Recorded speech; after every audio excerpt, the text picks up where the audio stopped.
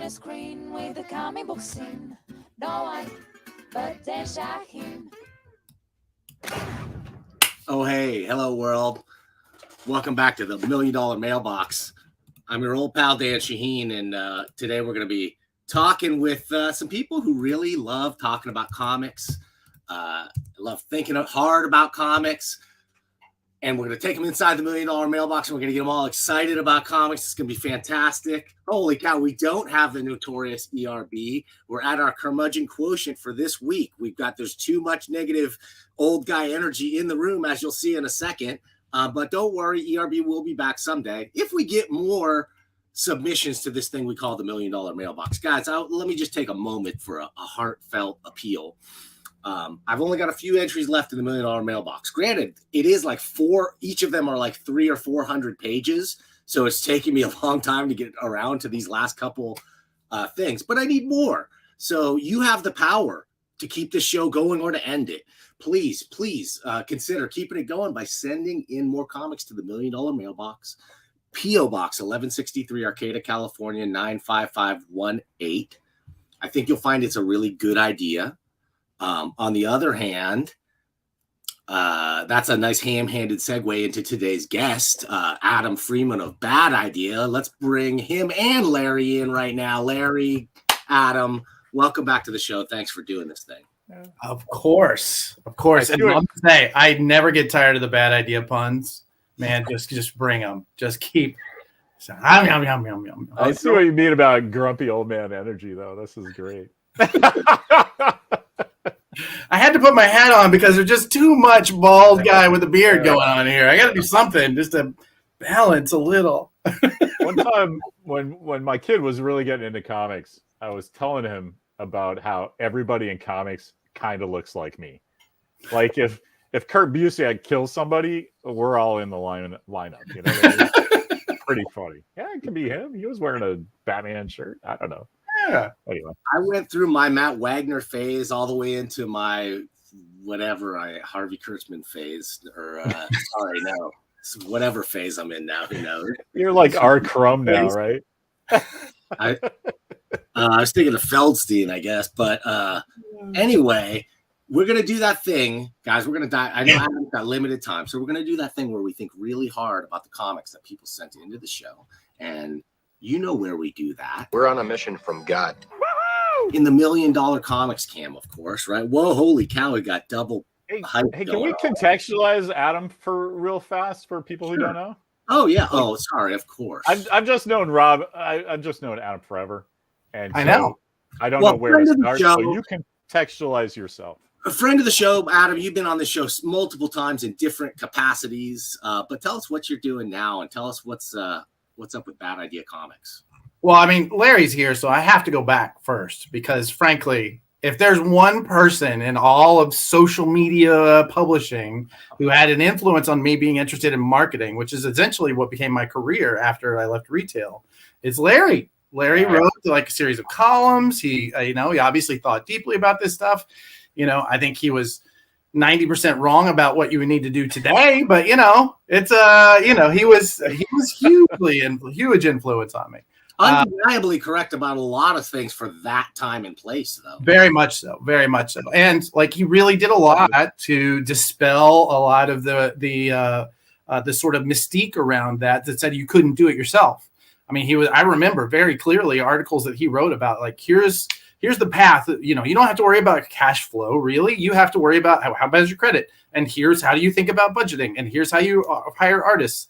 And all of those things, like I think nobody was really talking about back then. And he really did a lot of that work. So to this day, I do have a special place in my heart when I have to argue with all of the people who hate Larry. There's so many of them that I spend all my time whenever I say it. I learn not to say his name out loud, basically. It's just misunderstood genius, really. It's like anybody who thinks I was wrong back then, just, That's cool. He goes by Captain Fun today because back in the old days, I would have giant arguments with people about stuff, but it mattered to me back then. And now, like you said, it's marketing is its own thing now.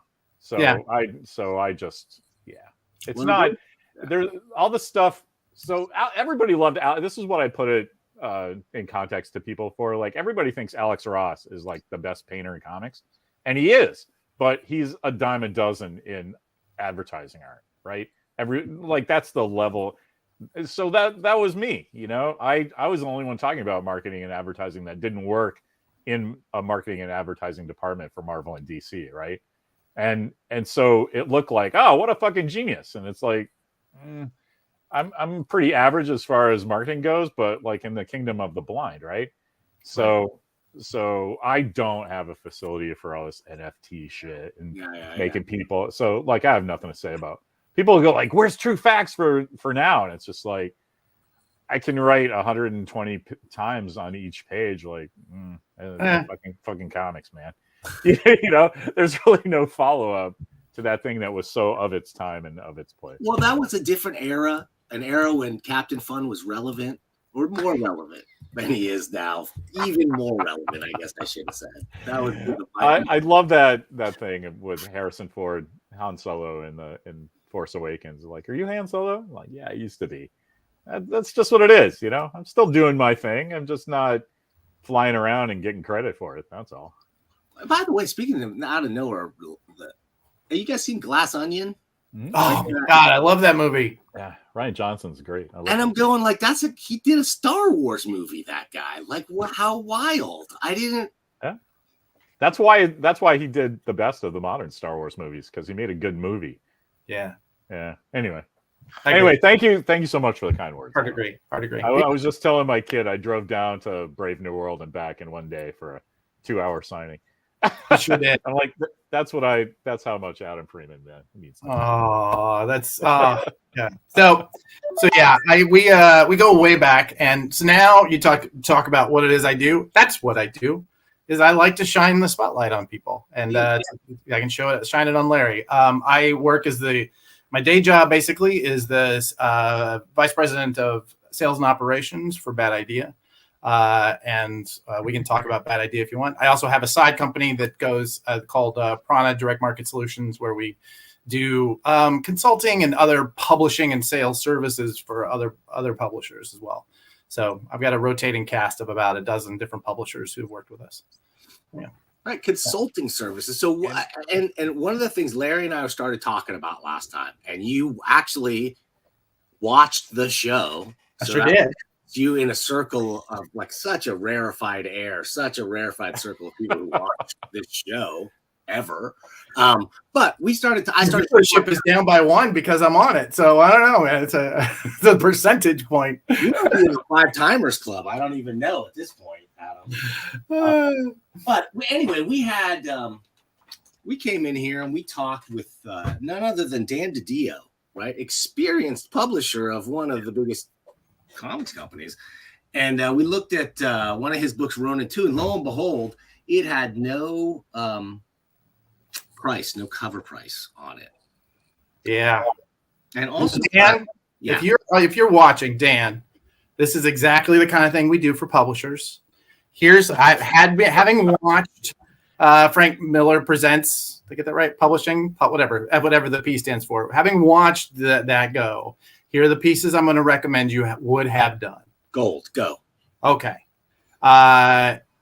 You had a problem with your UPC code. It did not get registered in the metadata properly. So when people were scanning it, it was coming up with the wrong issue in most of the POS systems. You have to really work with your Diamond brand manager to make sure they have the correct UPC +5 code.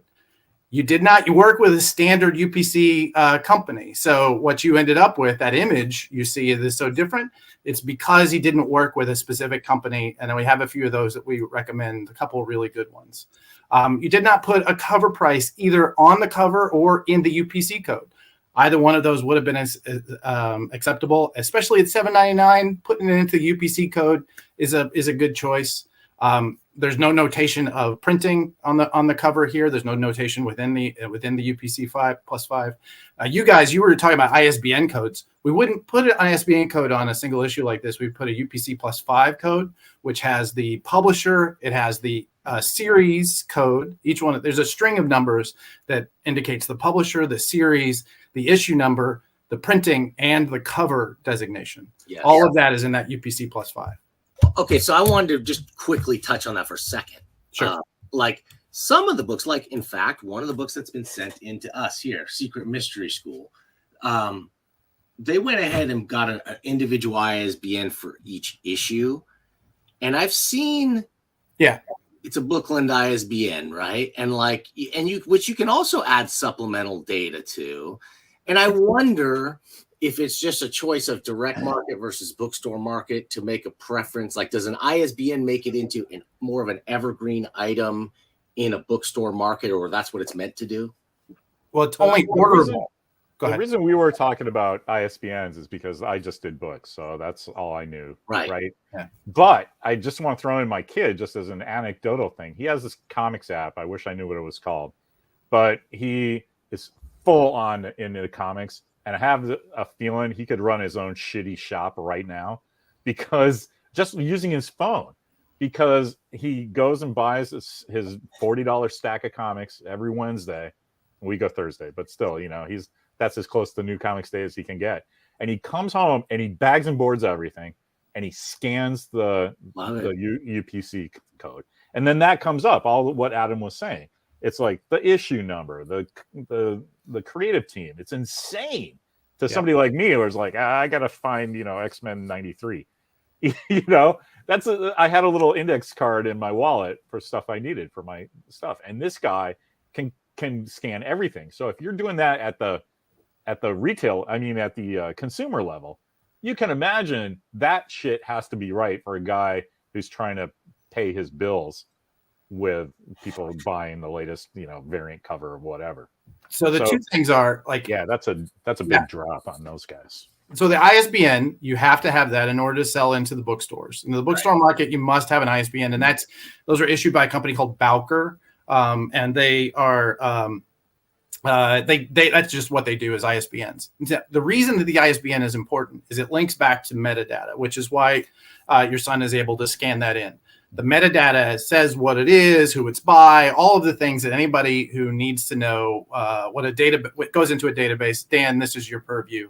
Anything that goes behind the scenes into a database, that they are the ones who monitor that. Now, Bowker store that in the metadata database connected to your ISBN that you as a publisher, I assume, populate with the correct metadata author names and stuff like that. And you have to buy those ISBNs from them, right? That's the deal, is you buy from them.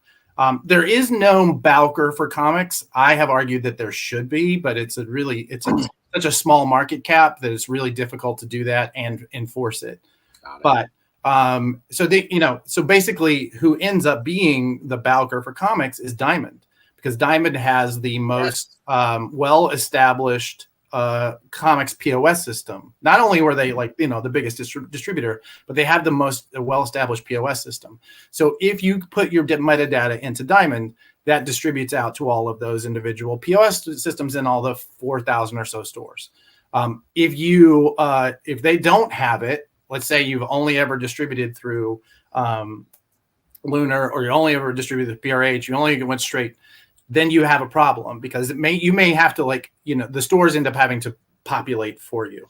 And that's a challenge in and of itself. And there are ways around that. But what you're talking about too, beyond just tying a code to an issue number, is that Diamond kept track of things like who was the artist and who was the writer and who are poorly. But they did that. Yeah. There was a way. I remember scraping that database and being able to build connections between that, so you could see every book written by Bendis and drawn by whoever, and even combine those things and pull. Diamond didn't give you the tools to do it; they gave you the data to do it. Right? Is that still the case, Adam? Is Diamond still, because they don't have Marvel and DC anymore, right? So they are track of that. They work directly with Marvel and DC, and they do have Marvel because they take Marvel as essentially as a buy sell. Right. They don't have DC, but they do still have DC metadata in their database. So you can still, I think you can still download that from them. I'm not certain about that, but I do know that it goes into their POS system. Is that why somebody like Didio could make such a rookie mistake, because it's not there's no it's not obvious centralized thing anymore? And the last thing I'm going to recommend is everybody go out and buy one of these teeny UPC, like one of these guys, because everyone wants to think that you can just scan in the same way that Larry's son does. But if you don't have one of these ray guns, not one of those, one of these ray guns, you might end up putting a UPC code on that does not scan. And that is, I mean, then it doesn't matter how good your database is if it doesn't scan. So we actually, for Bad Idea and for everybody else that I work with on this level, I will go through and check before it prints and then after it prints. Wow, great tip. Pro tip right there. And I would say the cheaper I charge for that. You know how much I charge for that? But I would say the cheaper and shittier your scanner too, the better that test is to make sure that it's going to go to the lowest common denominator. Well, the reason I use this one is because this is the one you get when you buy the POS system from Diamond, which means it's the most prolific of them. Still to this day, yeah. Comic Hub is coming in second. There are a few little homebrews that are kind of like chipping away. Like, now that the hardware is out there and you can easily get it, there's a few homebrews that are starting to build up. A couple of them, Django at the Comics Place is putting together a really compelling web-based one.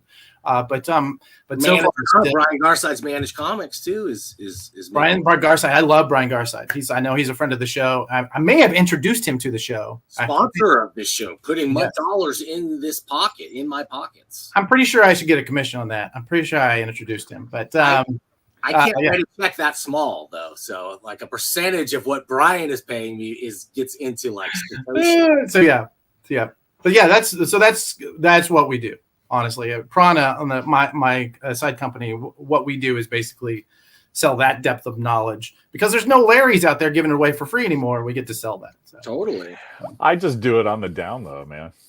No astronauts in trouble coming out. Look at this scannable ISBN on there. Baby.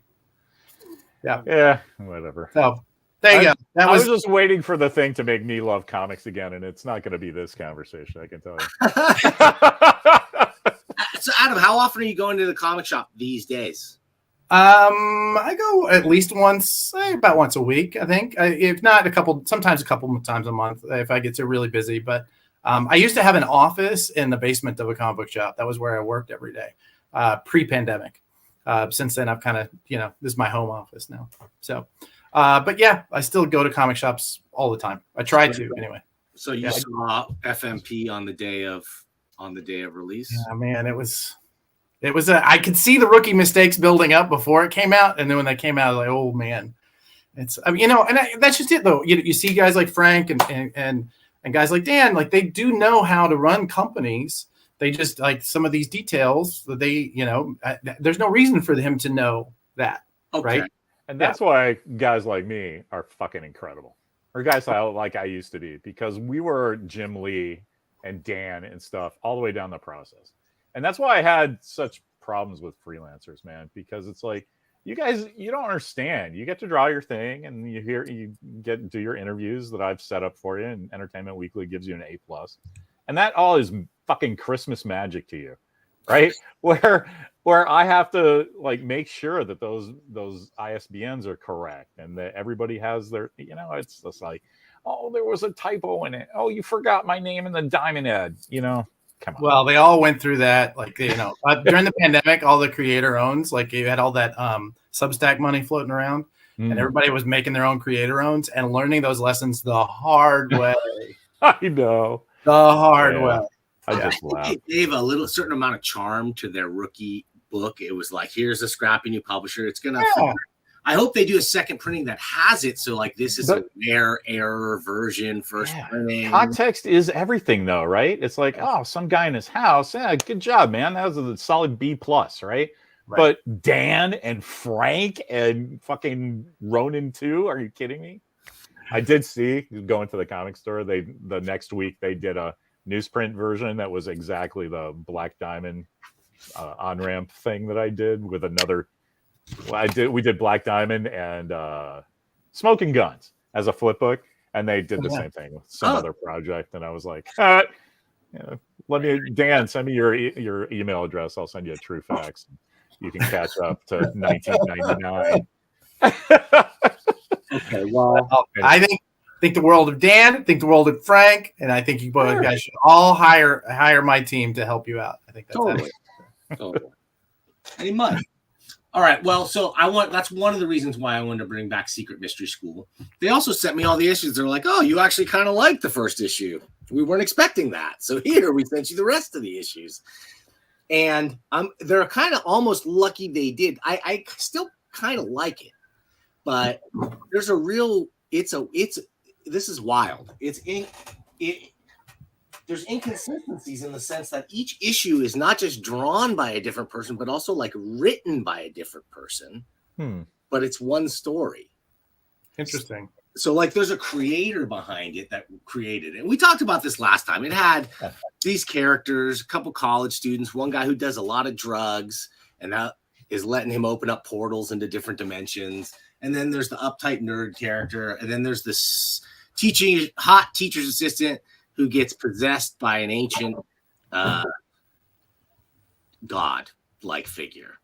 And okay, so kind of a fun setup. And it's actually comedically like fun, like sometimes this stuff, stoner humor and whatever, can be not up my alley so much. But this one, they kept it light. They kept the dialogue pretty funny. I enjoyed it.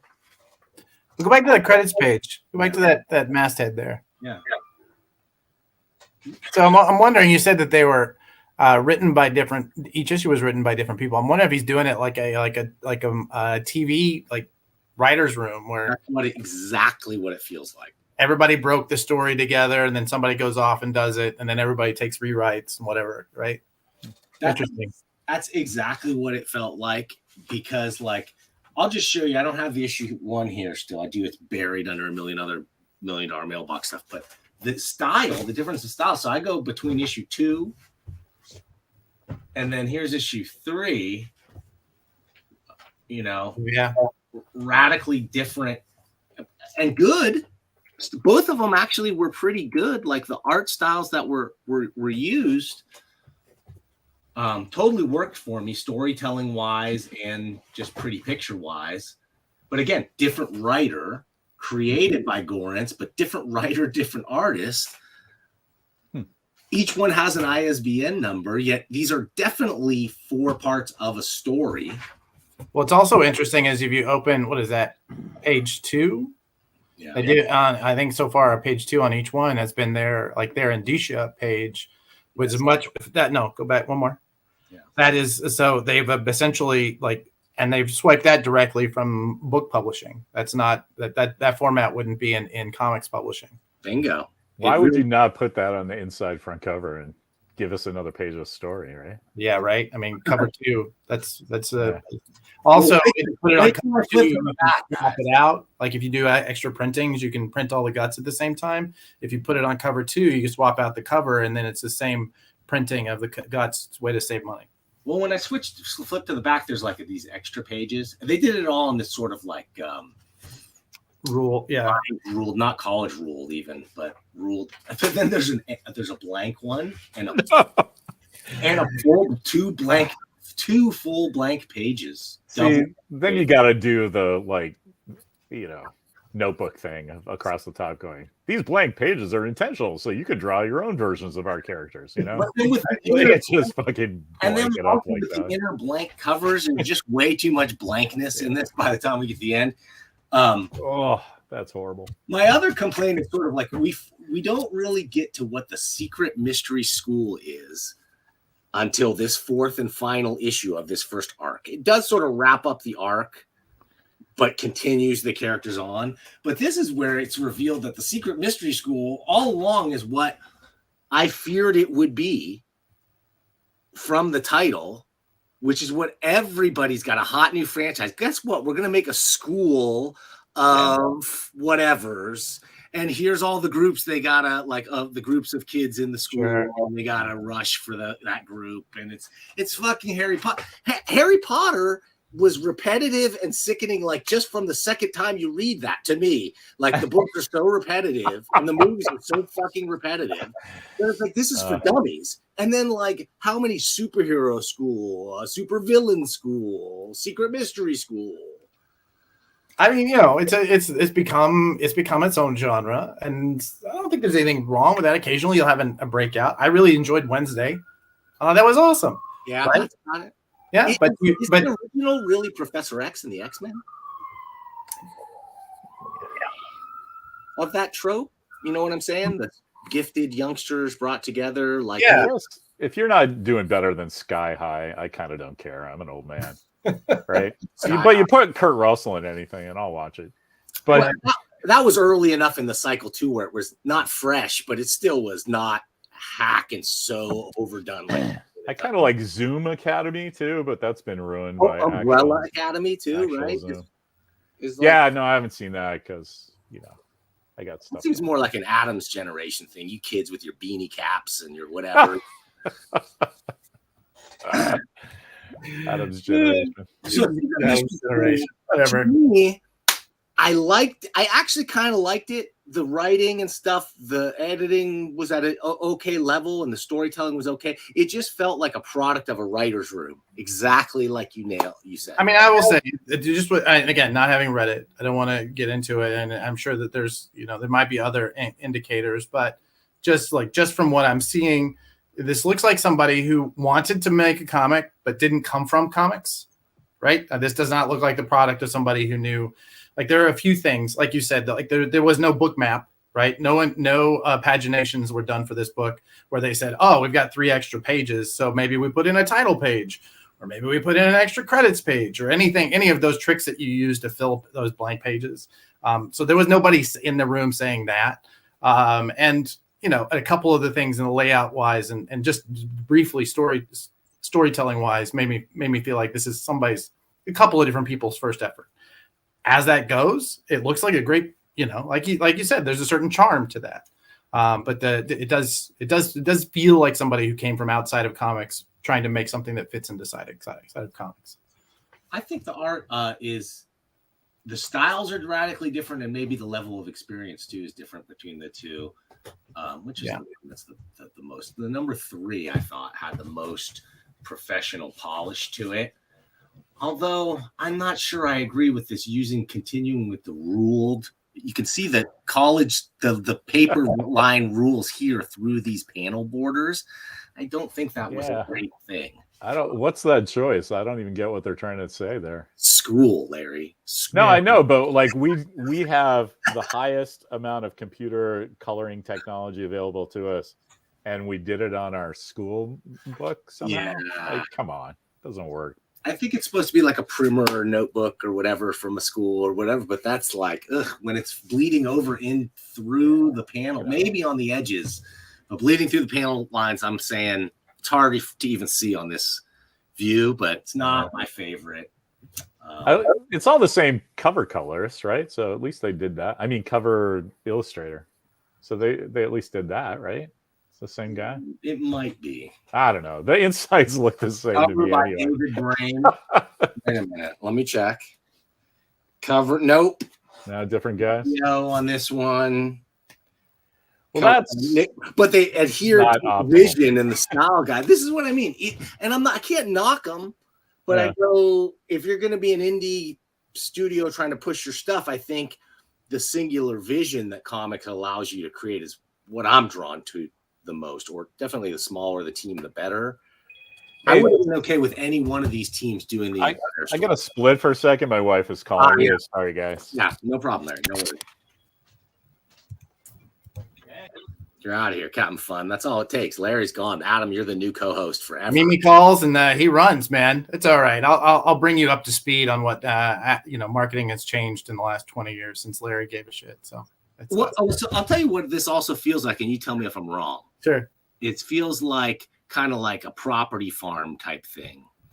Yeah. Right. Where like you want to sell this idea to be adapted. This could be adapted into a Netflix series or whatever. Well, and that feels like I said earlier, I think that this feels more like somebody trying to build a comic than building a comic from the outside. Maybe they had this and they had a pitch and they couldn't get not that they couldn't get the pitch, but like it's always more valuable if you can bring a comic along. And they said, we'll just make it ourselves. And so some of this feels like some of that. Nothing wrong with that. Nothing wrong with, creating IP for the sake of having IP assets to sell outside of comics. I think it's a perfectly viable business model, but, I would say that if you're part of the problem is that when you want to sell comics, you kind of have to speak shibboleth, right? You have to. Oh, okay. Goes back to the old story about Christians in the very early church. They were being hunted, and so they had this one code word that they would say shibboleth. And if you speak it wrong, we know you're an outsider, right? That's a really reduced portion of the story. But basically, if you say shibboleth, we know you're not you're not one of us. There's so much of that going on here that whoever made this, it just doesn't speak shibboleth. Like they don't know what it is that the questions that they're not asking. And so, I mean, and again, that's fine. A lot of great comics, a lot of great work have been done that way. I'm not saying that everything that's ever good has been produced by people who spend every Wednesday in a comic book shop, but those of us who do see it. And like you, with your ERB, like, he obviously will glean exactly and be able to vocalize what's wrong. Many of us will just look at this and look at even just that, like, that corner box there where he's got the logo and then the issue number. This is not somebody who went and said, all right, what are the standards right now? Like, let's look at 3 different things and then go back to our designer and say, give us 5 options on these. And then they pick one and say, okay, now give me this one, but like try it a couple different fonts. And they took that one and said, okay, now if we had this one and we really wanted to focus on the logo over the issue number, what would that look like? Like, there was no care given to this, and that's okay. But just know that all of those things, all of that care goes to how this will sell, how well it will be accepted, how easy of a sell is it for the store to hand it to a consumer who is probably more knowledgeable than whoever put these together on how comics look. Like, how much of that sale is going to be eased by your production design, by your trade dress? That is a real, like, it's a tough one to know when you're coming from the outside because you don't have any questions to ask. And those things cost money, dude. Time and money. Those things take time, which equates to money if you're not doing it all. And even if you are doing it all yourself, it equates to time or money that you can't spend on something else. There's opportunity cost to everything. So I'm actually, I give these guys a pretty high marks as far as I think everybody involved. If this is one of their first contributions to comics, it's super strong. Even if they're just like maybe it's their second or third or something, it's still pretty good. I've seen way worse comics quality stuff published by big comics companies. Absolutely. And I think that, again, I want to reiterate, I'm not saying that you have to do everything, the right way in order to get it on shelves. I don't think there is a right way and a wrong way. There are very subtle things that you do that communicate more than anybody really recognizes if you're only doing this for the first time. And clearly, they got some advice or knew something about book publishing, but maybe less about comics publishing. And so this is where they can just go to you, right? Adam, this is your thing. Let's give you one more chance here. They can talk to Adam if you need help. Sure. Right? Absolutely. If you want to know about ISBNs and UPCs and supplemental barcodes and any of that stuff, he's your man. And if you want to communicate to comic book retailers, we have the longest, I think one of the largest, if not the largest, email list in all of comics. We also have a call team that talks to comic book shops every single day. We are building other assets that allow us to, like, handle mailings to comic shops and that sort of thing. We also do publishing services, work with designers, work with production houses, negotiate with printers. All of the thousands of things that you don't know you're getting into when you say, I want to make a comic book. We do those things for you. So can you talk a little bit for a second before we go on? We got one more comic to look at before we do that. Talk a little bit about Bad Idea. Okay? Sure. Mm-hmm. And I know Bad Idea is gone, and now it's Bad Idea 2, right? That's right. It's no longer Bad Idea. It's Bad Idea 2. That's correct. Yes. What are there changes in philosophy though, besides that silly bit of theater?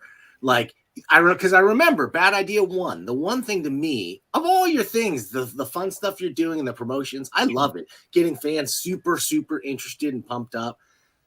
the exclusivity thing at certain stores I want to talk to you a little bit about, but like one thing for sure, you created excitement, and I think that's super important and tough to do in this market right now. So yeah. But you weren't going to collect your comics as trades. You're not going to do second printings. Tell us how has that evolved or changed, or what's the real deal there? Okay, so yeah, it's the game, right? Trades is the thing. That's when you would get the ISBN number when it was time for the trade. Sure, but as a company that is making and developing comics and developing IP, one of the biggest costs associated, just from a business side, right?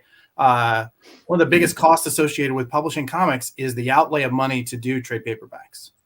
You have to do such a large print run in order to get decent rates that those end up sitting in warehouses if they don't turn immediately. I'm sure Larry's garage is probably, I don't know, full. No, that's I disagree with everything you just said. And There's nothing in my garage because you set your print run to last for a year's worth of comics. That's true. Those for a year, and at around 3 months, you go, "What's my sales velocity?" And then you set your second print or whatever. No. Yeah, but there's no reason to not do trade paper. The other reason is that there's we really wanted to focus this time around. We wanted to focus on comic shops, and we want to focus on the comic shops that understood what we were doing. So we did things like we have a very limited number of stores that we work with who agree to a certain set of rules of how our comics will be presented in their store. Things like no more than one copy per customer. You must be displayed in your store prominently. You must use the promotional materials that we send you and have them displayed prominently. Because, I mean, I'm sure, Larry, you remember creating all those promotional materials that go out to stores. Maybe you try and send them out to 2,000 stores and maybe 200 of them use them. Maybe they do. Right. So can you talk percentages, or are you just giving us the overview? Because like at a new company, like there's a certain number of stores in North America, right? Let's say about 28, 29. Yeah, I was going to say 3,000, but whatever. In the 2,800. So of that percentage, 10% are just doing, non-Marvel and top 5 stuff.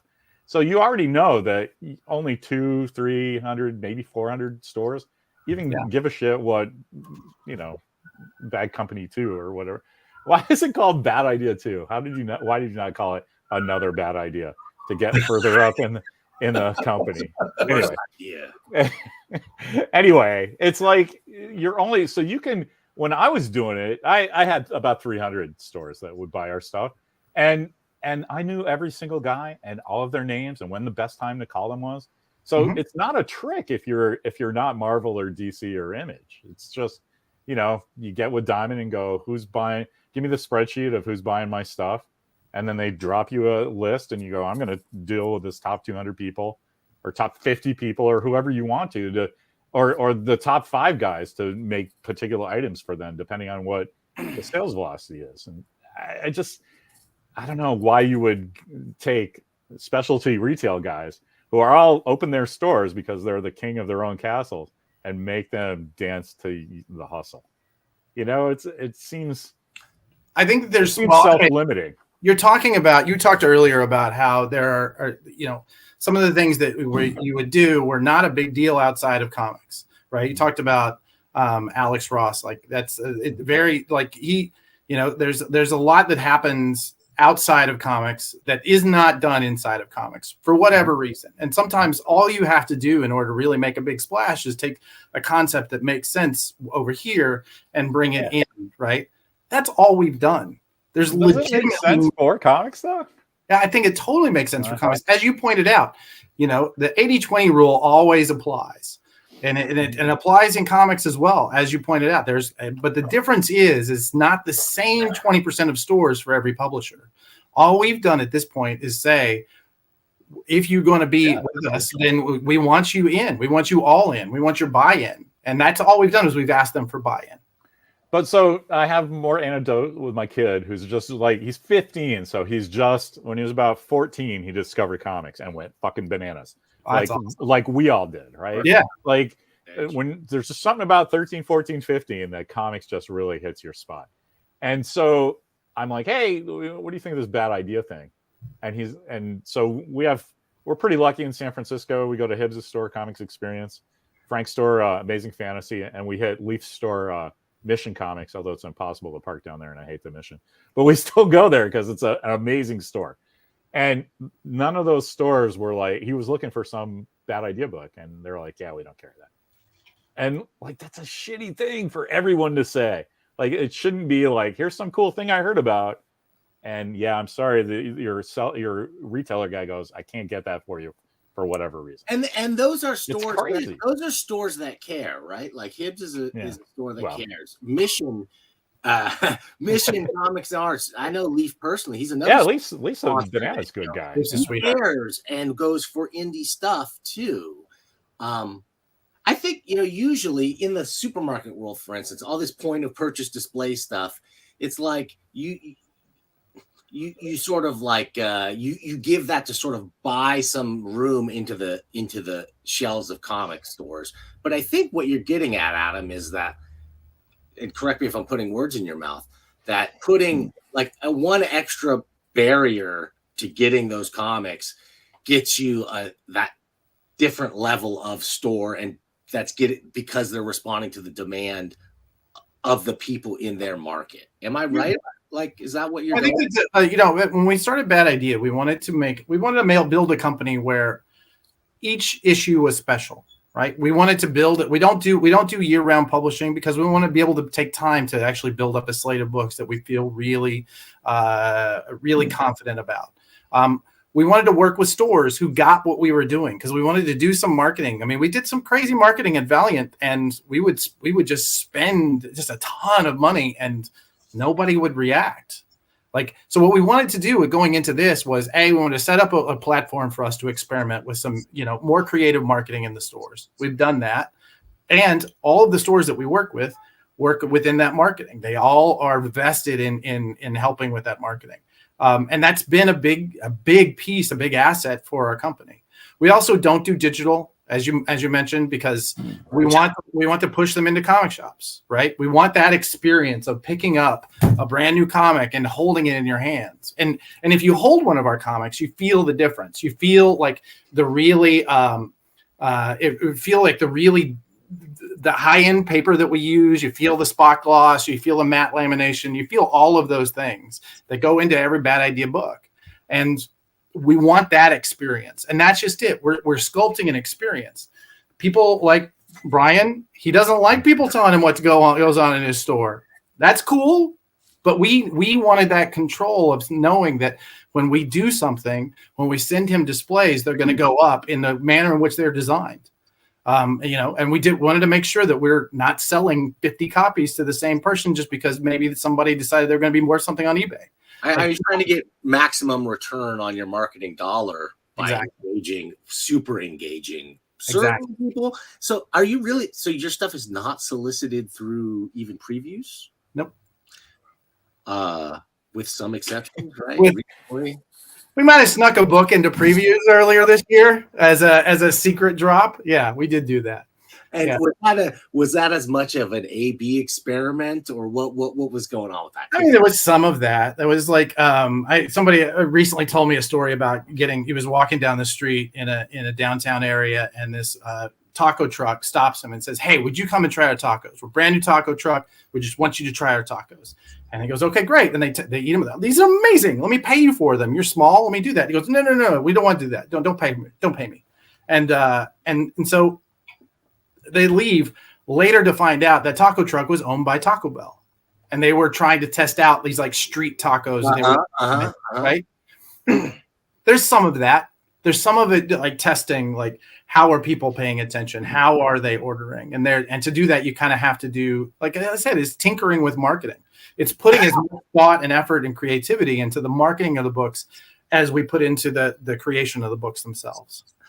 But with the loss of the major pubs over at Diamond now, doesn't that give you at Bad Idea a chance to be a bigger fish in a smaller pond now? I mean,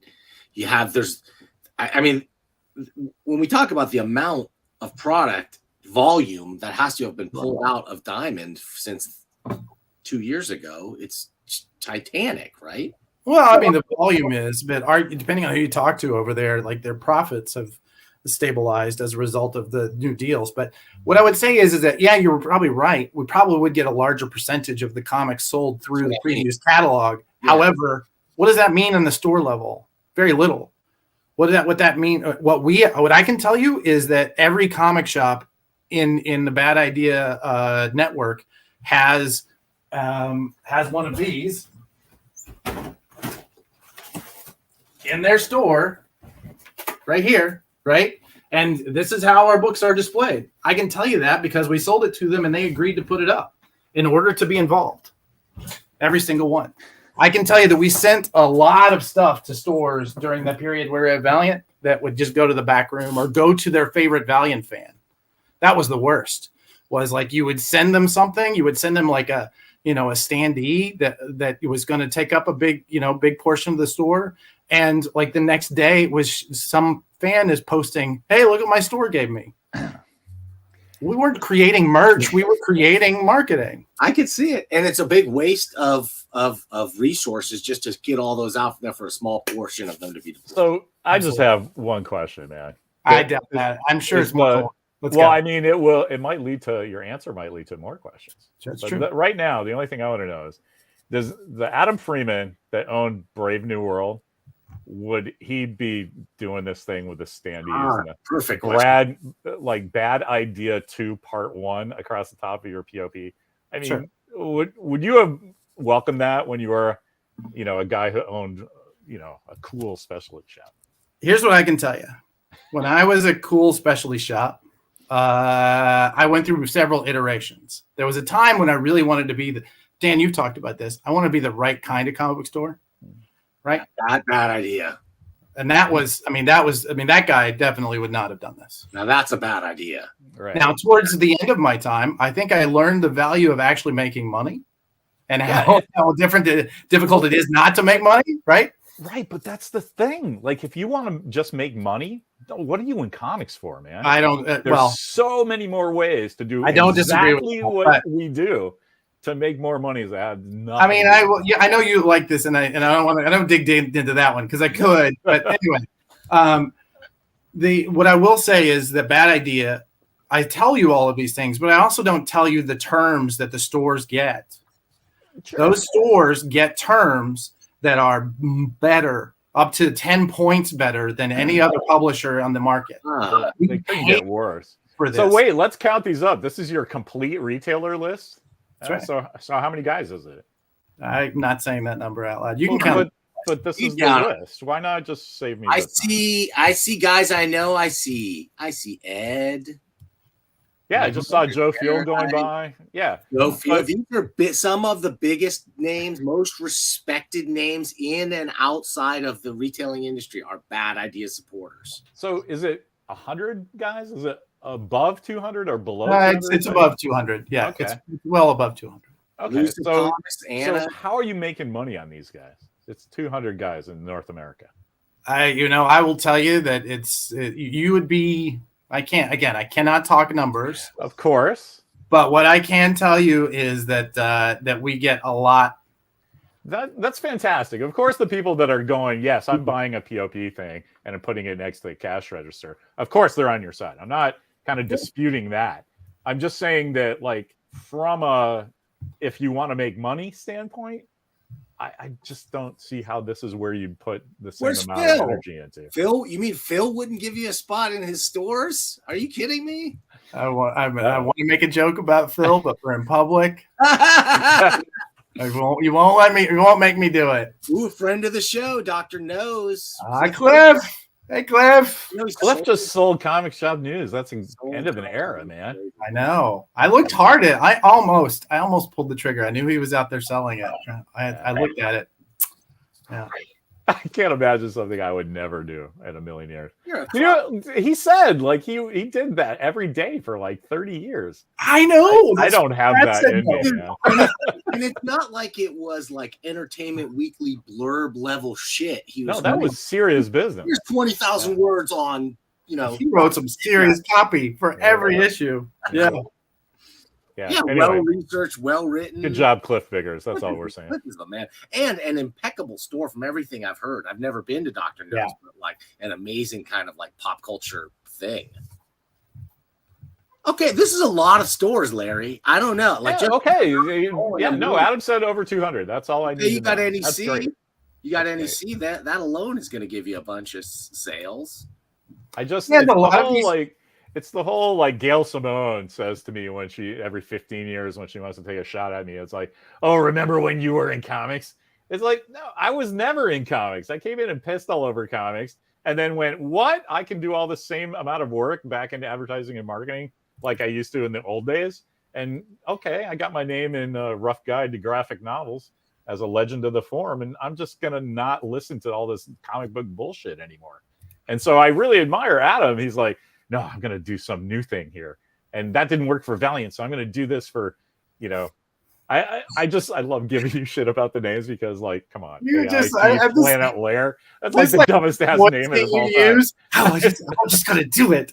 I got a barn. I'm going to put on a show. I just love your characterization of me. That's so good, man. I love Midtown Comics, Forbidden Planet, heavy hitters, guys. So like, I will say, if you look at many of the names on this list, you'll see many stores that have mail order that will happily take care of your son. Yeah. But the thing is, if that was me, I'd be like, yeah, of course. I just like get it off of Westfield or something. But he's trying to get into he kind of hates Hibbs stores because he wants to talk about Red Hood, and so there's nobody that does 15-year-old boy comics there. Yeah. So I get it. It's not really a reflection of the content or something. We're assuming that your stuff's high quality stuff, and of course, like I just saw Speed and Bullets in Norman, Oklahoma. Of course, Matt Price is like got it. I mean, I could probably guess 80% of these stores, right? I'm sure you could. even now, like, because the good shops are good shops, and it's a good idea, and it's more like I'm just kidding. But nobody in San Francisco's got time for that bad idea stuff. We're too busy. But San Francisco is all San Francisco because of that attitude, right? Like, you go to San Francisco to do your own thing. It happened in the 60s. It happened in the Barbary Coast. It happened when you wanted to kill some, Indians and take over. That's what San Francisco is. So somebody going, here's how it really should work. We can all make a lot of coin together. It's just not going to be a philosophy that's like respected here because, Okay, guys. Well, wait. I'll ask one question, and then we'll end the bad idea topic, and we'll go into this comic. What WWRRD? What would Rory Root do? Would Rory Root would be on this list? Is what I think so. I think Roy would have. Yeah, I do too. Honestly, I think you can grumble about it, but I think. But here's the thing. What, I'll tell you, Roy. Oh no, never mind. I'm not gonna say that. I don't want to fuck with Rory's memory. He'd be owing thousands of dollars in back. Exactly. Invoices, though. He may never pay an invoice, but he'd be on the list and he'd order. Yeah. Every issue, the complete line, he'd have it all until you cut him off. We love him, but he would be there. He would be on that list, I think. So. And I think anybody else out there, any other comics, you're too cool for Bad Idea, get out there, ask your customers. I'd say if you have a customer asking about it, then you owe it to yourself to at least consider it. Well, and also I will say that, one of the things I've heard is retailers say, well, customers stopped asking. Well, it's because they're buying them somewhere else, man. Yeah. They stopped asking because they found how to get them. Well, and maybe they keep buying everything else from you. Maybe they don't. Because Ed Greenberg's like, I'll sell it to you. Come on. I got it for you. What, you want me to put a box on my counter? I'll do it. I'll sell you these all day. I'll put boxes on my counter. If it's going to sell me a lot of comics, if it's going to get a passionate group of people clamoring on day one for your comics, Ed's going to do it. Oh, yeah. Smart man, that Ed. Love that Ed. Okay, let's get back to the $1 Million Mailbox. We're almost at the hour already. That's fine. I've got to spend a little bit of time here. I can stretch. So Mark Darden, the incredulous Guano guy. So he sent this thing into me. He sent issue 1 in, and he also worked on that Darkest Image, and he sent me in the new Darkest Image collection. There's a new one? There's a new one. That first one, that was bananas, man. Yeah, and we're gonna look at that as soon as I read it, but it's like a previews catalog in thickness. And I was like, all right, I'm gonna power through this thing and read it all and just review it today and get it over with. And then every single page, I'm like, whoa, this is too good. I can't rush it. I have to really go through it because there's so much love, and it's typical fanzine stuff that it's just like it only could come from so much love. And you know that you have to put out a Shelley Bond level good thing for me to go, I gotta fucking have this right now. Some guys I'll support, a couple of weeks later I'll go, oh fuck, right, I meant to give that guy $5. But Shelley's piece and that Darker Image thing, that was worth the money. I agree. That was a bananas good book. And let's just talk about let's talk about production dollars. Now there is no barcode at all, but there is a cover price, and I'm gonna say a more thoughtful logo and cover treatment, a little bit more modern, maybe. Sure. I like it. I think it pops. It's a nice cover image. Plus, they put the cover, the logo on top of the book, which according to getting a little salty there. some retailers just will tell you they absolutely has to be at the top.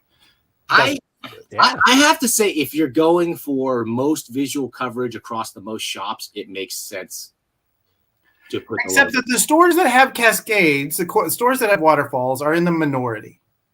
And I only know this because I recently did that because our friend Cal of His Strange Adventures loves to poke at any publisher who puts the logo at the bottom. And every time he does, all the publisher reps are like, oh, anyway, I mean, I'm the marketing guy, dude. Why are you coming at me? But so just as one time I thought, you know what? It'd be interesting to look. So I looked at all the stores in Nova Scotia where he is. And I looked at all of the stores in, I can't remember where it was, another city that about the size of Nova Scotia.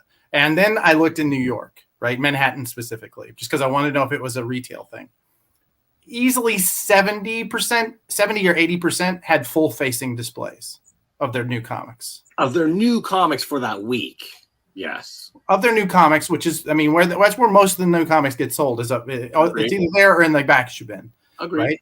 And so I will say that if you do, I think that what I'm taking from this is that most comic shops realize that publishers screw around with trade dress and so wanted to present the entire book. So they changed their displays as opposed to trying to force publishers to change the books.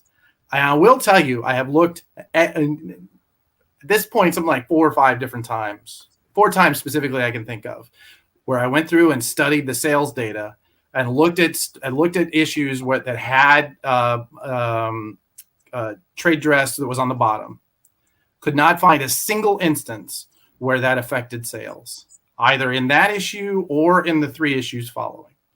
It just did not affect sales. Okay, that's interesting. I would say because it wouldn't necessarily reflect sell in, but it might reflect sell through if you're a shelf that stocks some waterfall. That's all. And I have had access to sell through data. I did. I do have some equity in Comic Hub, and I worked there for a while. I will tell you, this has been a little pet project of mine for a while. Anytime I would see an issue that had like trade dress on the bottom, I'd put it on my desk and then like in a few months take a look at the sales data.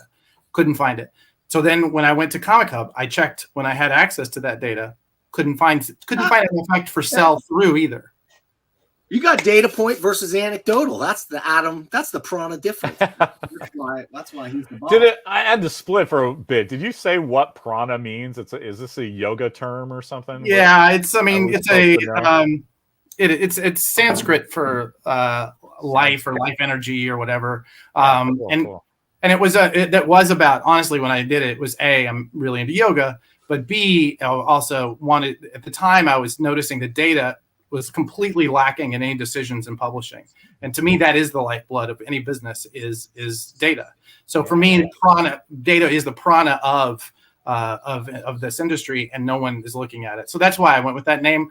Now it's like if nobody can pronounce it, I'm ready to like call it PDM or something. I just haven't. I kind of like it because it does. I had no idea what that was. I wouldn't have guessed Sanskrit, but it kind of felt like, some kind of like, Shaka thing. So New agey bullshit. Yeah, absolutely. but right on, right? That's how you want to approach marketing now. Yeah. Well, somebody said, name it the thing that you won't mind saying over and over the rest of your life. And AIT Planet Lair was already taken. So see, do you guys know Colossal Pictures? Alan Booter, he ran all the MTV's Liquid Television stuff. Oh, okay, yeah. He's a buddy of mine from way back. So when I started this stuff, he's like, look, you don't take any shit about your name because that's your college. Everybody goes, what the fuck is that? And the answer is your old college nickname. So they have to say your name every time they talk about your comics, and that's nothing but good. So until somebody like Alan Booter, God rest his soul, somebody higher than Alan Booter comes in and goes, yeah, that's stupid. Then I'll start listening. Okay. Well, but marketing is, it's all what you make it. It is. It truly is. Data is the heart and soul of the comics of any industry. So Prana is good because you're like, it's not like you called it, dripping evil blood or something. You were like, hey man, Prana. Okay, yeah. Let's look at this for a second though, and say compared to our last guys, our Secret Mystery School, who've got a whole website, multiple books, and everything else. We've got Mark Darden working on this stuff, and he's got his team together. So this is actually, it's got multiple artists, but it's always script and letters by Mark Darden. This is issue number 2. We've got an indicia in the place you would expect to see an indicia. We've got front matter that's like fun to look at in a nice style, nothing too fancy or anything, but like a nice little post-it kind of motif on. Inside back covers thanking all the supporters and the many people who supported this book on Kickstarter, and a beautiful look at that back cover painting. Love it. I'm just glad it's not somebody's fucking logo. I just hate that. It's so minimum effort, Big time, Larry. It's so minimum effort. Just fucking put a painting on there. Put your coffee on something. Take a picture. I know. Come on, that's a bad idea, man. Well, I will tell you that every one of these in this slate has the Bad Idea logo, but it's all different. We've fucked with the logo each time. Oh, MTV style. Yeah. Okay, well, but these guys look like they're doing comics. The other guys look like that was an adjunct to their website. Yeah. One thing I know about Mark Darden, he loves comics, right? So like this is a person brought up in comics. That's not to say it's perfect. There's I found a couple of typos in here, Mark, that I'll point out to you later in person. Nah, don't worry about typos, man. Shit happens. What are you going to do? Typos happen when you are hand lettering, sometimes you just lose track of where you are. But overall, the lettering is good. Just to look at this, just looking at it from afar, it passes to me the basic storytelling look, not overly wordy, not too much going on each page, just enough. Some of the gags, I'll be honest, it's a silly book about a sort of underappreciated superhero, the titular guano guy, and how he doesn't get the same kind of respect that Mr. Marvelous Man gets, the other more traditional kind of superhero. He's actually kind of got a weird alien face, and he has to wear makeup to look human, which was a touch that I really That's cool. Yeah, I like that. Yeah. And Dr. Reverend says, I put my logo and UPC on the back, which is it's all very defensible, but that's crazy real estate, man. Like it might work for Bad Idea and it might work for Frank Miller Presents, right? But like if you're slaving all day long, man, do like a title card, like the guy who does title cards. What's a TV show? He 3 Men and a Baby, whoever that guy is, Chuck Lorre. He will write a fucking thing and it flashes for 2 seconds and the entire planet sits there and pauses and reads a thing about how he went to go get his newspaper and how that's like doing the production of that show that day. So like, if you just put a logo on the back, it just screams like, yeah, these people are just not trying as hard as they could. It's fine. It's a defensible thing. I think it's like a wasted opportunity. Larry Curmudgeon energy. Every indicia in a Bad Idea book also has a joke inside of the indicia. That's awesome. Yeah. Right. That's Yeah. crazy good. That's Well, good. It's I like not that. lazy. If you think sometimes Larry intentional. was mad about that point, you should see what Eleanor Yeah, Brown man, is it's saying about this guy's knees right now, and this dude popping out of this panel. Oh Yeah. yeah. I was noticing him popping through those panels, and like, why is he popping through the bottom panel? Is he coming out of that panel? What is the story there? Yeah, no. I was putting on my ERB hat there. This is one where I'm going to agree with ERB. Like, I don't understand the read. It looks kind of neat. Maybe that's good enough of a reason. I really like the art in this section of the story too. It's got a fun feel to it. He needed some feet. It looked like he was a double amputee there. just needed 1 foot. Like I was almost pointed. This is the Rob Liefeld homage, just, perhaps. Just the end of a toe of a boot sticking out there. It's something. Well, the idea of our thing is that our guano guy really wants the fame of being a superhero, but he's really not that great of a superhero. So there was funny stuff like this guy, the crime mime, right? So his whole thing is just like he'll stick you up with a That's fantastic. Yeah, the crime mime. I like it a lot. And then he's there and he sort of fake robs them, and nobody's getting hurt. Nobody's really excited, but Guano Guy just crashes through the window on his bicycle and like critically injures the mime as well as all the bystanders with like shards of glass. That kind of thing. I like that. That warms my heart. Like he's adding to the problem. Great tick. There's a lot of tick vibe here. A lot of tick energy. Yeah. Sure. And that's not a bad thing at all. Right? I love the tick. It's hard to pull off that goofiness and make it funny. And I'll admit there's a couple of jokes in here that weren't my favorite, but overall some of the comedic ideas and stuff and as well as the designs made me like it, made me enjoy it for sure. I love Mark letters his own stuff because you don't have to do, story meetings about your lettering script, right? The artist didn't do something. Totally. You can just change it on the fly. I think not to mention you taught me that, I think, Larry, too. That plus like last minute changes to everything. Like that should be the last thing, right? Like it really should, yeah. And it can change the tone of a story. You can go in and you can really manipulate the story with the lettering pass. Yeah. Definitely pacing, right? And time stuff. Yeah. Oh, absolutely. I love lettering. And Mark's doing a pro job at all the we're not. I saw honestly, that's what it reminded me. I saw one little thing, and I'm like, that's defensible. I'm not even going to bring it up, other than to say, when the writer letters, I think the whole story's better. I really do. That's all. Nice job, Mark. Okay, so our first story sort of ends on a cliffhanger. We're going to read more about the Guano Guy, but just like the tick or anything else, continuity is not what we're coming to this game for so much as we're here for the gags and the jokes. But I will say that it just never ceases to amaze me in this world of color comics that we're in now. Yeah, man. That like somebody can just like a computer is all you need to make this thing, right? Yeah. Technically, like to make something this good.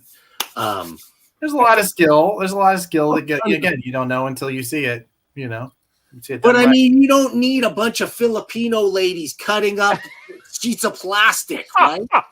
You know what I'm saying? Like it's like it used to be. Sorry about it, man. Those poor Filipino ladies, we had to lay them off. Oh, it must. Right, exactly. Well, that's all the artists now that we've got AI art. Hey, what's the bad idea policy on artificial intelligence generated artwork in your comics or covers, Adam?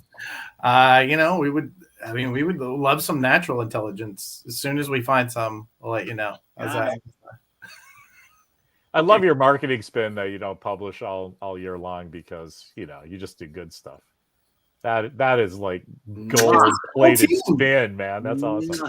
It's a whole team. There's like 5 of us, and cool.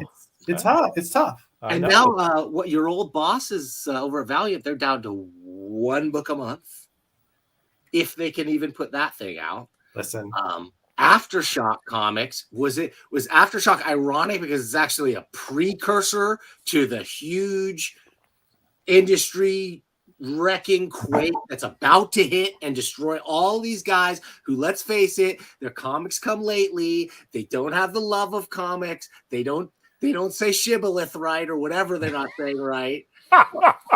And I think I taught him shibboleth while you were gone, Larry. yeah, So- I learned it. That's good. And, so they don't say, but you know what I'm saying? There's a bunch of comics. I'm looking at you, Lion Forge, or whoever the F. Right? Like, there's all these guys that I was like, who are these dudes in the previews with 20 books every month of just the most dubious and like unknown quality? Unknown is the best you could say about any of them. And occasionally, I guess they had some stuff that was okay looking, but never made any kind of impact. They weren't publishing comics for the comic book audience. They're just generating IP for Hollywood. That's all that was. I know Adam can't speak a lot because he's got certain irons and certain fires out there. Adam, I did notice Adam called his comics IP though, so that's well, they are intellectual property, and it is a viable business, model. I work at Bad Idea. I used to work at Valiant. I have friends over there. Still have friends over there. One of my clients on the Prana side, one of my clients is Aftershock. So I'm very. I got you. My one of the Bad Idea crew that came from Valiant and Bad Idea is now publisher over at Lion Forge / Oni. So there are certain, yes. Could I say things about all these things? Of course. But am I going to say them on camera? No, of course not. What I will say is, I think you're right. I think anything that you come at with passion, I think shows up on the page. Anything you come at, this comes from a place of love, it comes from a place of passion, and a desire to create. It's going to show up. Anything that doesn't, the audience knows. And I think it is up to us as publishers and as editors and as creators and as writers and artists and everybody. It is up to us to give you that passion and that energy. Because if you don't, you don't show up. Like nobody is coming back time after time without that passion being there. And so is that an ongoing business model? I don't think so. If you do something passionless, I don't think that succeeds. But again, specifics. Do you have a Bad Idea standard deal? Is it creator ownership? I was just going to ask, how do you deal with conflict of interest? Do you have a standard deal, or is it per creator you get a different deal going with a different percentage of ownership for X number? I can't talk about it. Not going to talk about it. Right. So let's assume, though, just generically, I want to help you out, or I got a product and I need Prana's help. Sure. But what's stopping you from telling Aftershock or Oni or something about, I'm doing slip covers or something? You know what I mean? How do you regulate that? We all just have to trust you. Huh? There's some of that. But also if you ask me something, if you privately, if you're a client, you ask me about something for Bad Idea. There are rules that I have internally for me and my team that we don't violate. We have NDA agreements signed. Sure. Okay. So just standard stuff to protect everybody. Yeah, exactly. Gotcha. Exactly. Okay. Is it tough sometimes to find that line? Of course. And everybody's a human being. I was just curious if that was a thing you told new clients. Yeah. Here are some other clients I have, just so you know, but here's all the stuff I have in place where you can rest assured every night. That's all. And I will say, sometimes, we'll have exclusive deals with one publisher where we're only going to do this kind of work for them. Sure. Okay. Right? That's cool. We have that. Or, this kind of thing we'll do non-exclusively. It just depends. It depends. Yeah. Gotcha. That's cool. But that's me. I love what's that baseball made out of? Oh, same way. That's why I wanted to tinker, and I think that's why I really got into this line of work and the way we do it is that I wanted to know how the sausage was made. I wanted to know what is that little fat chunk? Where'd that come from? Right? Yeah, I wanted to know, and so that's. Now you can never unknow that. Though. That was Frank Miller. Yeah, that was Frank Miller's liposuction or something, right? Okay, the last story in Guano Guy, I guess I want to get to deals with the zombies that surround the town, in this book, and how now they're all sort of fighting for zombie rights, and they end up forming sort of a special interest group, and then they end up all sort of literally eating each other in the special interest group because they can't agree on anything. I think there's a metaphor there somewhere, not buried too deeply, for any kind of political group or organizing. Who's this artist? I really like this. Yeah, let me see. Let me read some credits here. Okay, Zombie Life, art by Flavio Guerin. That was the last book. Everything else, let's see. Death by Numbers, art by Stephen Webster.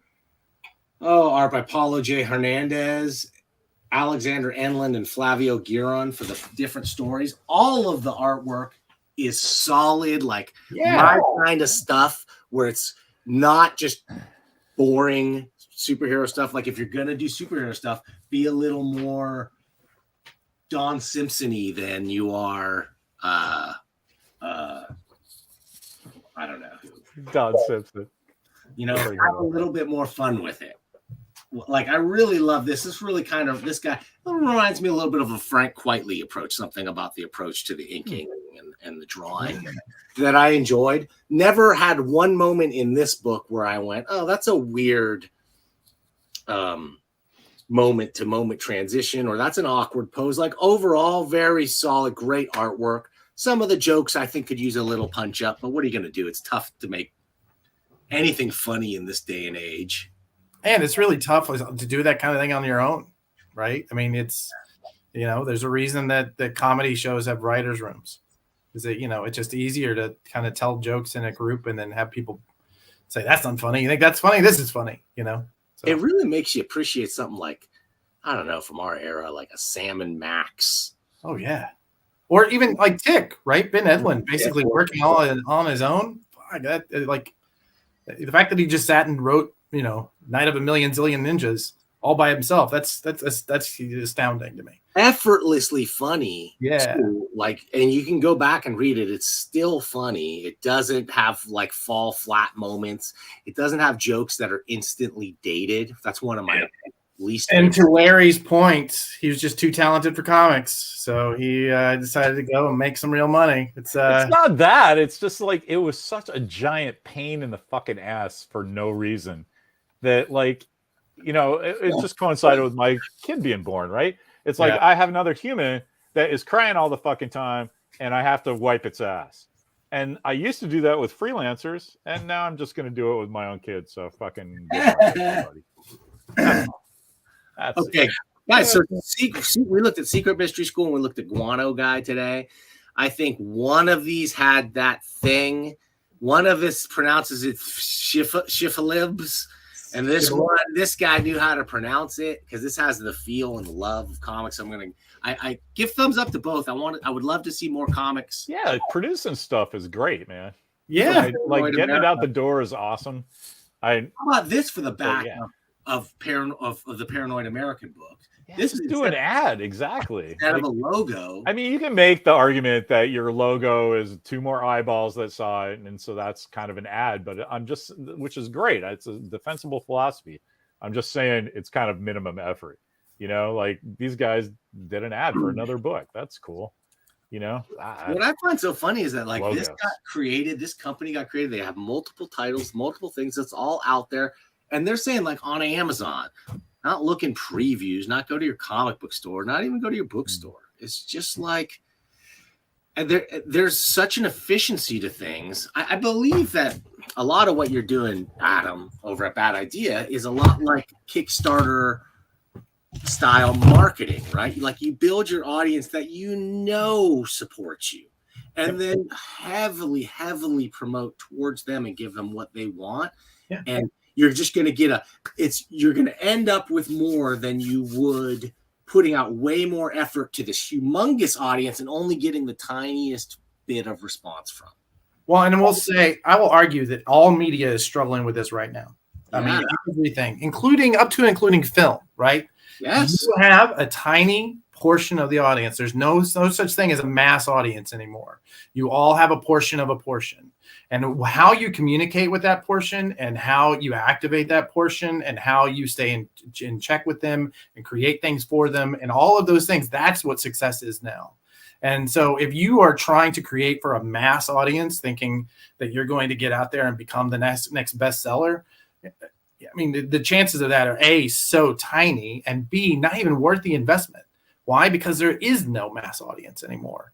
everybody is focusing on that portion. And so I think that's part of what the bad idea aesthetic is, to say, look, we know that that's true. We know that this portion of the audience is going to love us. We don't want to be everything to everybody. We want to be the only thing for a small amount of people. And I think that we've done that. We have a challenge. We have this thing going on the internet called social media called the Bad Idea Fan Cup. And each week they can, by do different challenges, they get points, and whoever gets the most points is Bad Idea Fan of the Year, and it's a whole thing. Anyway, today, because we have Burning Man #1 coming out, we have something called Send Your Most Cherished Object to Hell. So take your cherished object and destroy it on camera for Bad Idea. And so we have people burning their one guy came out of the gate with his ticket stub collection of all the concerts he's ever been to and lit it on fire. The whole collection. The whole collection. That's Another guy crazy. took a piece of original art that he bought and wrapped it around a bottle rocket and lit it, and it took but again, that's the kind of passion that you get when you are focused on the quality of the work, and B, engaging with your audience and not trying to get everybody. I feel like that's also the kind of thing a cult leader makes an initiate. No, that's awesome though. I'm 100% down with Bad Idea now.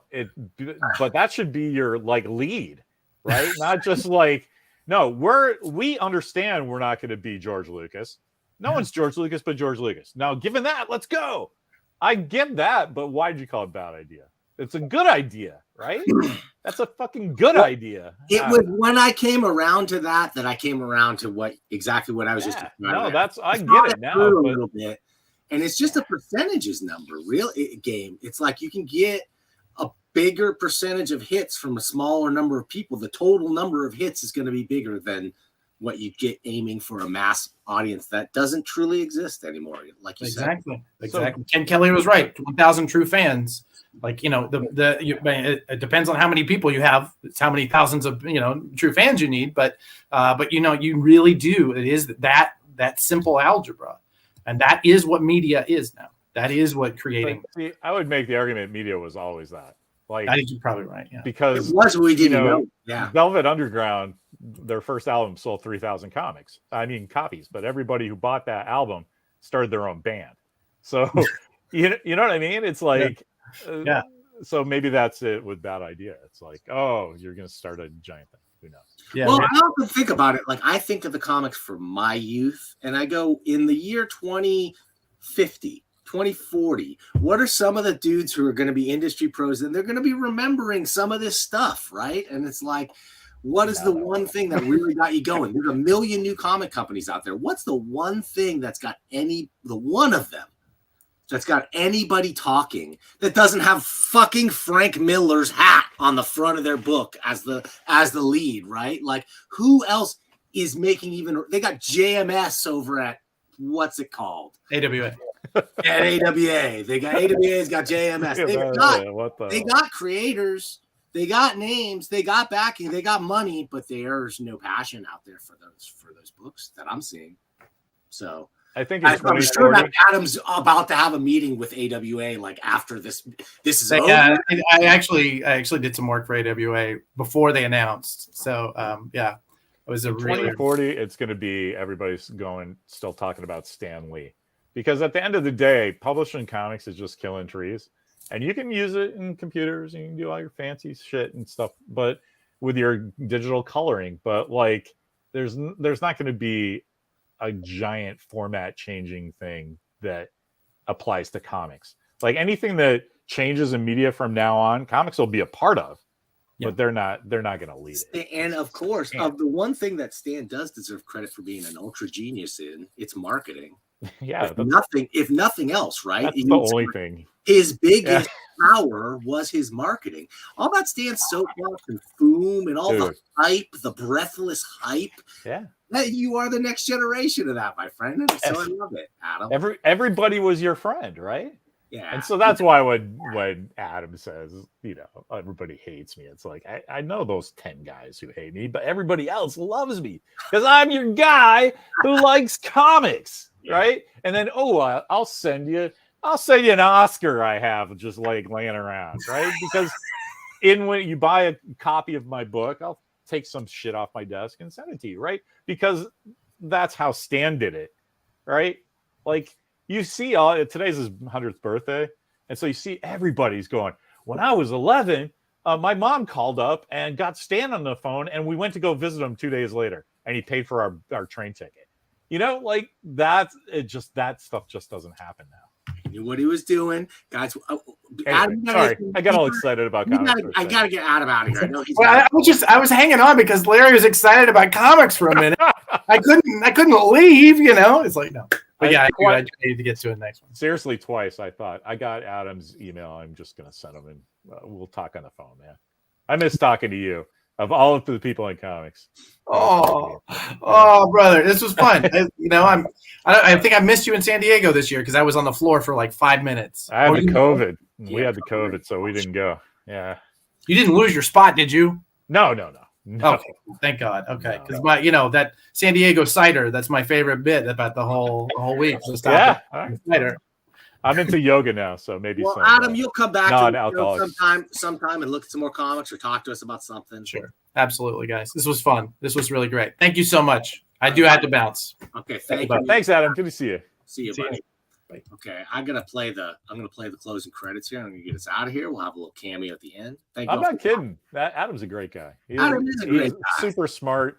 I give him a lot of shit, but he's now one of my those highest guys compliment.